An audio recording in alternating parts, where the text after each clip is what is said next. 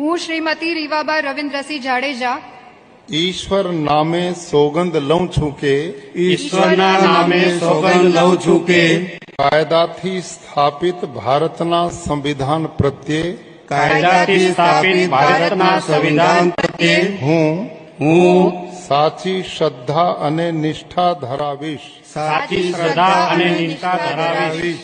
હું હું ભારતના સાર્વભૌમત્વનું અને અખંડતાનું સમર્થન કરીશ. ભારતના સાર્વભૌમત્વનું અને અખંડતાનું आराध्य देवता प्रसन्नस्तु मनोकामना सिद्धिरस्तु। ओम नमः पार्वती पतये हर हर महादेव।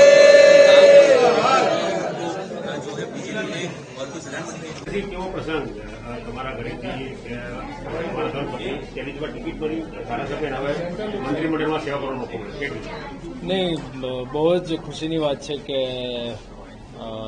રીવાબાને જે આ ઓપોર્ચ્યુનિટી મળી છે એ બદલ મને ગર્વની વાત છે કે આ જગ્યાએ આવનારા દિવસોમાં ગુજરાત સરકારમાં સારું કામ કરે અને જ્યાં પણ એમ કે જે જરૂરિયાત લોકોને જે પણ જરૂરી વસ્તુની જે કોઈ ગુજરાત સરકારમાં એવું ન ખામી રહે કે જે સામેવાળા કોઈ પણ એવા ડિપાર્ટમેન્ટમાં કાંઈ પણ ઓલું થઈ શકે તે બદલ ખૂબ ખૂબ હું એમને શુભકામના પાઠવું છું અને તમામ બીજા પણ મંત્રીઓને જે આ કેબિનેટમાં એમને પદ મળ્યું છે એમને પણ ખૂબ ખૂબ शुभकामनाएं।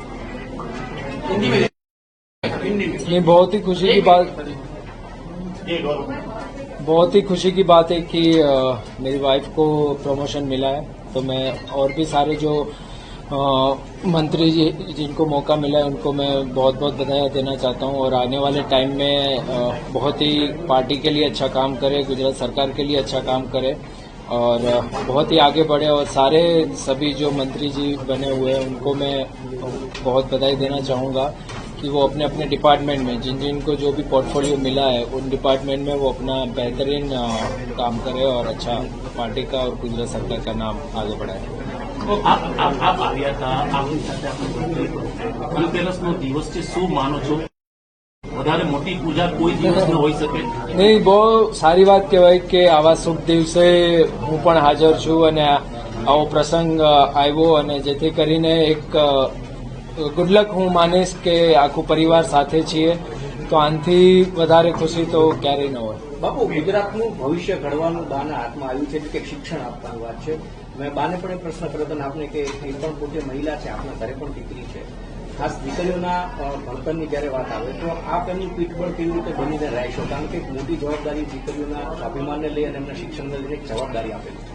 જવાબદારી તો હરેક ક્ષેત્રમાં હોય જ, પણ આ શિક્ષણને લઈને જે આપણા ગુજરાતમાં ઘણું બધું ડેવલપ અને ઘણું બધું સારું કરવાની મને એવું લાગે જરૂર છે, કેમ કે આટલા વર્ષોથી ગુજરાતનું જે શિક્ષણ છે એ હજી આપણે કેમ વધારે ને વધારે સારું કરી શકીએ એ મુદ્દાઓ પર ધ્યાનમાં રાખીને મને એવું લાગે છે કે જે જવાબદારી સોંપવામાં આવી છે એ બહુ જ સારું કામ કરશે અને જેટલું ગુજરાતનું જે શિક્ષણ છે જેટલી ઊંચાઈએ લઈ જાય એ ઊંચાઈએ લઈ જવાના પૂરેપૂરા પ્રયત્ન કરશે. કઈ ખામી લાગે છે તમને શિક્ષણમાં? તો મને એટલી બધી ખબર નથી, કેમ કે મારું શિક્ષણ એટલું બધું હું અત્યારે ક્રિકેટર નો હોત, પણ જોક્સ અપાર્ટ કે નહીં, પણ જેટલું અત્યારના છે એટલું ડિટેલિંગ ઓનેસ્ટલી મને ધ્યાન નથી, કેમ કે મારો પૂરેપૂરો ટાઈમ હું ક્રિકેટમાં આપું છું, તો એટલું બધું હું કહી ન શકું કે ક્યાં શું છે શું નહીં, પણ એ વાતની 100% ગેરંટી આપું છું કે જે પણ છે એનાથી અજાય બધું ડે બાય ડે,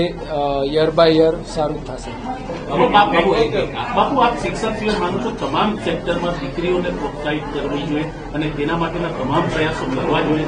જરૂર કરવા જ જોઈએ કે દીકરીઓને સારું શિક્ષણ મળે, સારા હોદ્દાઓ મળે અને સારા પ્લેટફોર્મ મળે, જેથી કરીને આગળ જઈને તે સારી નોકરી છે, સારા ફિલ્ડમાં જોબ મળે. આ છે તો એ મારા ખ્યાલથી જો શિક્ષણ સારું હોય તો જ સારી નોકરી અને સારા ફિલ્ડમાં એમને સારી ઓપોર્ચ્યુનિટી મળે.